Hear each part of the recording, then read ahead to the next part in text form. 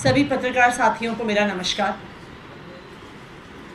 कल शाम से भारतीय जनता पार्टी आम आदमी पार्टी के नेता मनीष सिसोदिया जी के खिलाफ झूठी खबरें फैला रही है। भारतीय जनता पार्टी और प्रधानमंत्री नरेंद्र मोदी जी मनीष सिसोदिया जी को बदनाम करने की कोशिश कर रहे हैं। उन्होंने कल शाम से ट्विटर पर, फेसबुक पर, टीवी चैनलों पर यह खबर प्लांट कराई कि ईडी ने, इन्फोर्समेंट डायरेक्टोरेट ने मनीष सिसोदिया जी और उनकी पत्नी की करोड़ों की संपत्ति जब्त करी है और अटैच करी है।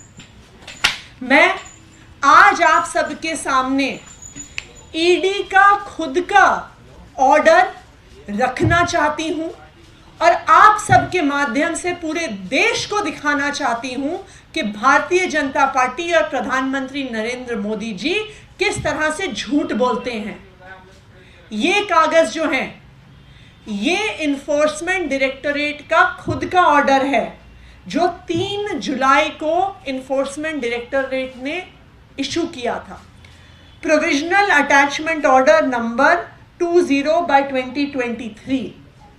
इस अटैचमेंट ऑर्डर के तहत वो खुद अपने कागजों में इन्फोर्समेंट डायरेक्टोरेट बता रही है, उसने पूरी डिटेल्स दी हैं कि एक्साइज पॉलिसी के इन्वेस्टिगेशन में इस ऑर्डर में उसके अंत पे एक एनेक्स्चर है जिसमें लिखा हुआ है शेड्यूल ऑफ प्रॉपर्टीज अटैच्ड, जिसमें अलग अलग व्यक्तियों की जो प्रॉपर्टी, जो बैंक अकाउंट्स अटैच हुए हैं, उसकी डिटेल्स दी गई हैं।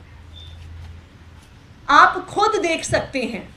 सबसे पहले नंबर पर मनीष सिसोदिया जी, उनकी एक प्रॉपर्टी जो वसुंधरा गाजियाबाद में है, जिसके बारे में ईडी खुद कह रही है कि उसकी कुल कीमत 5,07,600 रुपये है, 5,07,600 रुपीज़। और ईडी के ऑर्डर में ये खुद लिखा हुआ है कि मनीष सिसोदिया जी ने ये प्रॉपर्टी 2005 में खरीदी, यानी 18 साल पहले खरीदा हुआ ये उनका फ्लैट है जो ईडी ने अटैच किया है। दूसरा, ईडी के खुद के डॉक्यूमेंट के अगले पन्ने पर दूसरी प्रॉपर्टी जो अटैच की है मनीष सिसोदिया जी के पत्नी के नाम पे, एक मयूर विहार में फ्लैट है, जो ईडी के कागज खुद बता रहे हैं कि वो सिर्फ और सिर्फ उसकी वैल्यू मार्केट की 65 लाख रुपए है और वो 2018 में खरीदा गया है, यानी 5 साल पहले। हम ईडी के ही डॉक्यूमेंट में जब आगे देखते हैं तो जहां पे उन्होंने बैंक अकाउंट की डिटेल्स दी हैं, तो ये कहा है कि मनीष सिसोदिया जी का एक ही बैंक अकाउंट है बैंक ऑफ बड़ौदा में, जिसमें कुल मिलाकर 11,49,000 रुपये हैं। और ये मैं आपको बता दूं कि ये जो बैंक अकाउंट है, ये मनीष सिसोदिया जी की सैलरी का अकाउंट है, जहां पे उन्हें विधायक होने के नाते हर महीने सैलरी आती है और जो पैसा उनके बैंक अकाउंट में है ये उनकी सैलरी का पैसा है।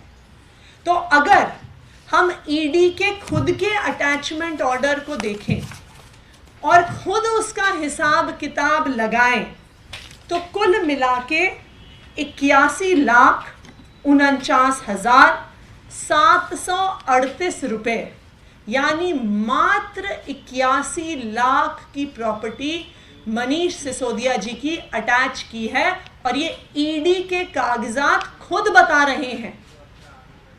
ये ऐसे पैसे हैं, ऐसी प्रॉपर्टी है जो मनीष सिसोदिया जी ने अपनी मेहनत की कमाई से बनाई है। 2005 में मनीष सिसोदिया जी एक पत्रकार थे।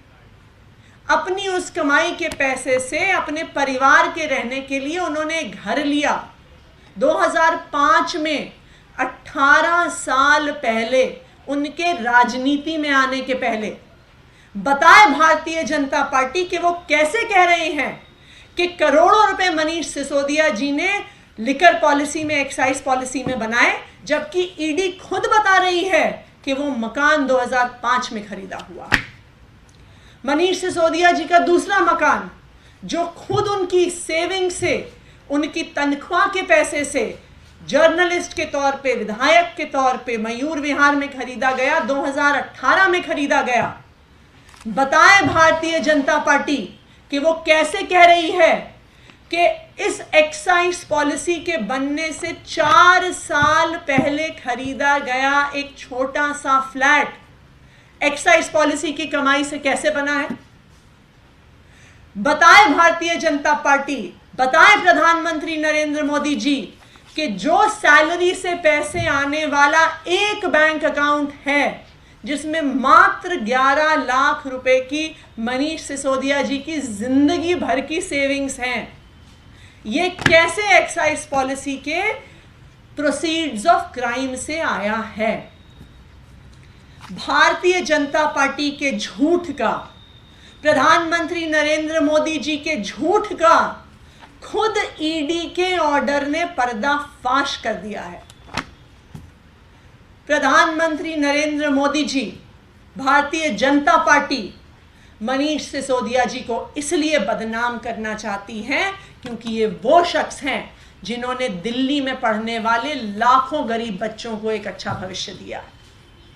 प्रधानमंत्री नरेंद्र मोदी जी मनीष सिसोदिया जी को इसलिए बदनाम करना चाहते हैं क्योंकि वो चाहते हैं कि और पार्टियों के नेताओं की तरह ईडी सीबीआई का केस होने पे जेल जाने के डर से मनीष सिसोदिया जी आम आदमी पार्टी छोड़ के भारतीय जनता पार्टी में चले जाएं। वो ये चाहते हैं। लेकिन मैं भारतीय जनता पार्टी को और प्रधानमंत्री नरेंद्र मोदी जी को ये बताना चाहती हूं कि हम आम आदमी पार्टी के अरविंद केजरीवाल के सिपाही हैं। हम सर पर कफन बांध कर निकले हैं। आपके ईडी और सीबीआई के डर से हम डरने वाले नहीं हैं। आप चाहे जितनी धमकियां दे दो, आपने जिसको जेल भेजना है भेज दो, ना हम आपसे डरने वाले हैं, ना हम आम आदमी पार्टी छोड़ के भारतीय जनता पार्टी ज्वाइन करने वाले हैं। और आज इन ईडी के साक्ष्यों को देखकर मैं प्रधानमंत्री नरेंद्र मोदी जी को कहना चाहती हूं कि अब आपको मनीष सिसोदिया जी से और उनके परिवार से माफी मांगनी चाहिए उनकी झूठी बदनामी करने के लिए। Thank you.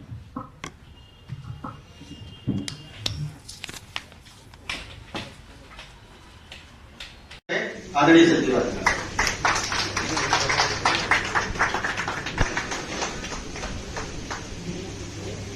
बोले भारत माता की जय, भारत माता की जय। क्या महेंद्र दुबे नाराज है किसी से? भारत माता की जय कहने में दिक्कत है? बोलो भारत माता की जय। मंच पर उपस्थित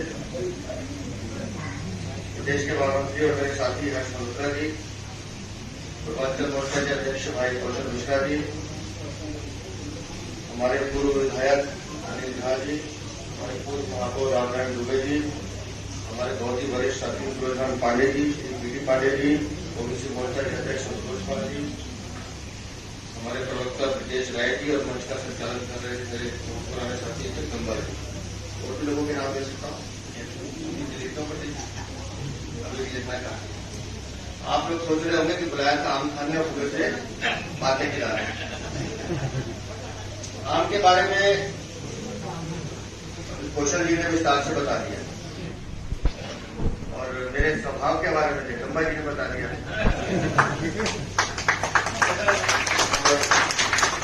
जब कहा जगदम्बा जी ने कि अध्यक्ष जी कुछ भी बोलो मान लेते हैं, तो इतनी देर में बैठे बैठे डिलाइट डायमंड हमने तो 3 फिर से बुक कर दिया है। पूर्वांचल मोर्चे की 50 सीटें बुक।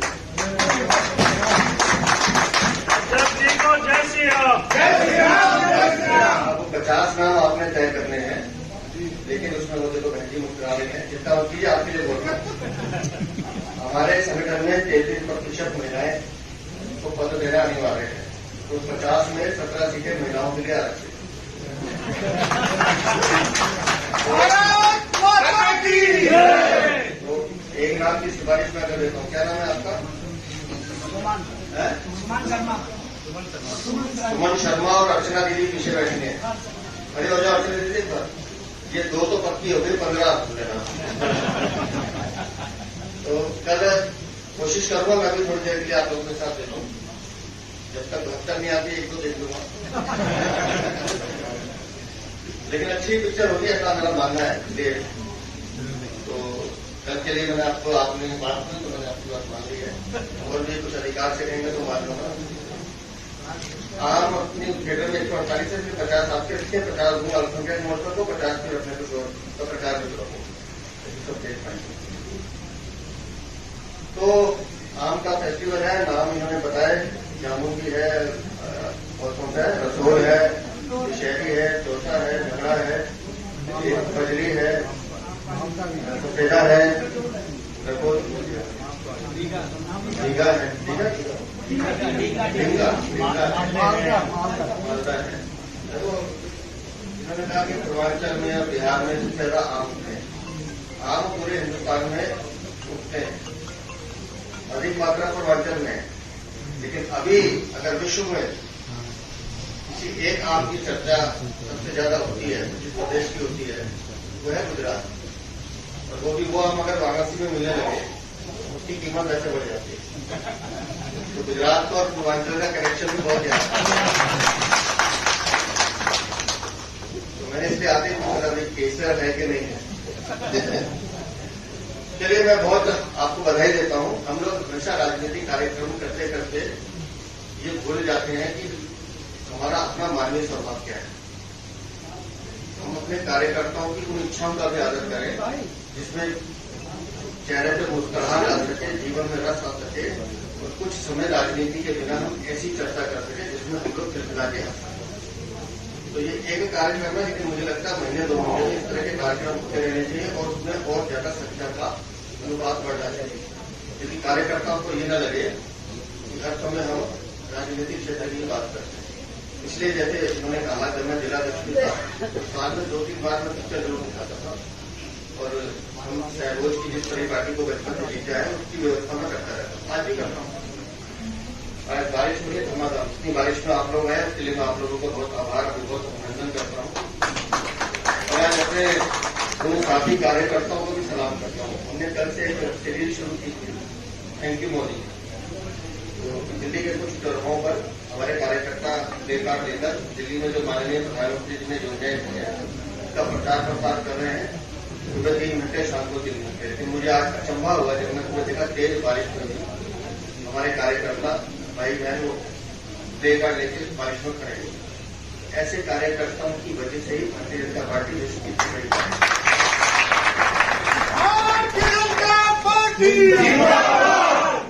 तो जैसे मैंने पहले कहा कि अब हम महोत्सव का प्रारंभ करते हैं, हमें काम काट देंगे, लेकिन कोई भी यहाँ मेरा साथी पत्रकार बंधु कोई भी बिना आम खाए जाएगा नहीं। अब देखना यह है कि किसके मुकद्दर में मीठा आता है और किसके मुकद्दर में खट्टा आता है। तो संगठन की उससे मत जोड़ते देखिएगा कि किसको पद मिलेगा कि मिलेगा। चलिए बहुत बहुत बधाई।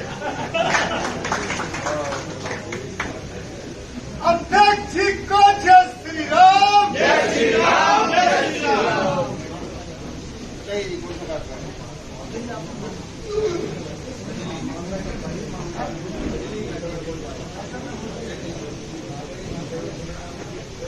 भारत माता की जय।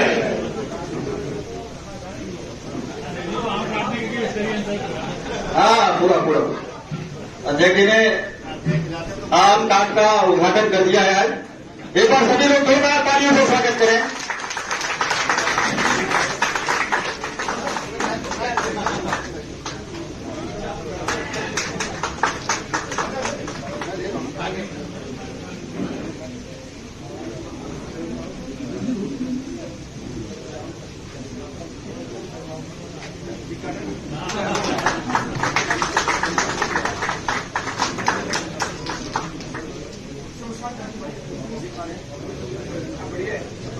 भारत माता की जय। अध्यक्ष जी को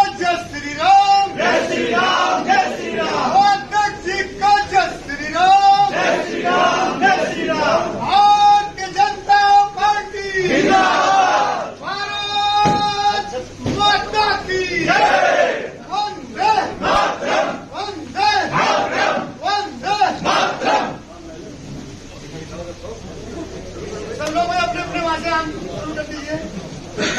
सभी लोग अपने यहाँ से भी लेना शुरू कर सकते हैं। शुरू कर सकते हैं। अब उद्घाटन हो गया है। व्यवस्थित तरीके से अनुशासित होकर बैठेंगे अपना। बोलो, शुरू करें। बंगाल में आज जो ग्राम पंचायत के चुनाव हो रहे हैं उसमें हिंसा का तांडव हो रहा है। अभी तक 1 दर्जन से अधिक लोग मारे जा चुके हैं और बड़ी संख्या में लोग घायल हैं। ममता जी, आपने अपने बंगाल को कहां पहुंचा दिया? एक समय बंगाल लोकतंत्र की जननी थी, राष्ट्रीय जागरण का केंद्र था। सुभाष चंद्र बोस का बंगाल, गुरुदेव रविन्द्रनाथ टैगोर का बंगाल, ईश्वरचंद्र विद्यासागर का बंगाल।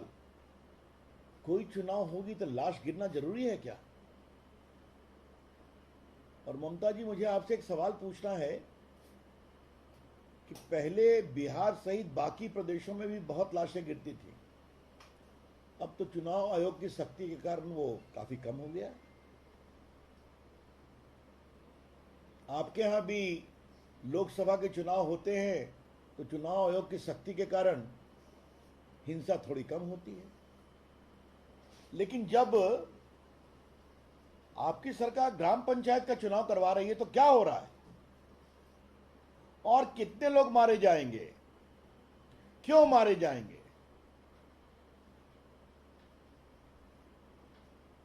सेंट्रल फोर्सेस को भी कायदे से काम नहीं करने दिया जा रहा है, कोई सहयोग नहीं मिल रहा है जमीन पर। ममता जी की पुलिस एक प्रकार से पॉलिटिकल आउटफिट के रूप में काम करती है, क्योंकि मुझे मालूम है कि जो कुछ ईमानदार प्रभावी पुलिस वाले हैं उनको उचित प्रोत्साहन नहीं मिलता या काम करने नहीं दिया जाता। ममता जी, आपकी पार्टी के लोग भी मारे जा रहे हैं ना, क्योंकि आपके भी पार्टी के गुटों में काफी संघर्ष है, ऐसा हमें बताया गया है और यही जमीनी खबर भी है। लेकिन इस हिंसा के तांडव को कब रोकेंगे आप? It is very unfortunate. BJP condemns outright this reckless violence in Bengal in the gram panchayat election. Bharatiya Janata party आज के चुनाव में इस हिंसा के तांडव की भर्त्सना करती है। एक दूसरी महत्वपूर्ण बात हमें कहनी है कि जब पूरे देश में इलेक्ट्रॉनिक वोटिंग हो रही है तो ममता जी, आप बैलेट बॉक्स ले आई आपके अंडर में जो चुनाव करवा रहे हैं, आप लोग के दबाव में बैलेट बॉक्स फिर आ गया। जो बैलेट बॉक्स अतीत हो गया था, बटन दबाइए इलेक्ट्रॉनिक वोटिंग मशीन पर, आपकी वोटिंग रिकॉर्ड होगी। अब आप बैलेट बॉक्स ले आई और फिर वही पुरानी परंपरा कि बैलेट बॉक्स को छीना, उठा के कहीं तालाब में फेंक दिया, किसी बैलेट बॉक्स में इंक डाल दिया ताकि जिसको जितने वोट मिले सब समाप्त हो जाए। ममता जी, आपकी सरकार के लोकतांत्रिक कमिटमेंट का टेस्ट हो रहा है। ममता जी, the very democratic credentials of your government is under serious test. किस बात पर आप नरेंद्र मोदी के खिलाफ आरोप लगाती हैं? विपक्षी दलों को एक करने की बात करती हैं कि लोकतंत्र का हनन हो रहा है मोदी जी की सरकार में। लोकतंत्र का हनन ममता जी आपके सरकार में बंगाल में हो रहा है और सारी विपक्षी पार्टियां चुप हैं। कांग्रेस के लोग भी मारे गए हैं, वामपंथियों पर भी हमला हुआ है। लेकिन कमाल है, क्या वामपंथी पार्टियों के राष्ट्रीय नेता हो या कांग्रेस के राष्ट्रीय नेता हो, चुप हैं। ये है आपके दोहरे चरित्र। This is your double standard. बेबुनियाद आधारहीन आरोप लगाना नरेंद्र मोदी की सरकार के खिलाफ और अपने अगुवाई में बंगाल में खुलेआम हिंसा का तांडव करना, यह बहुत दुर्भाग्यपूर्ण है।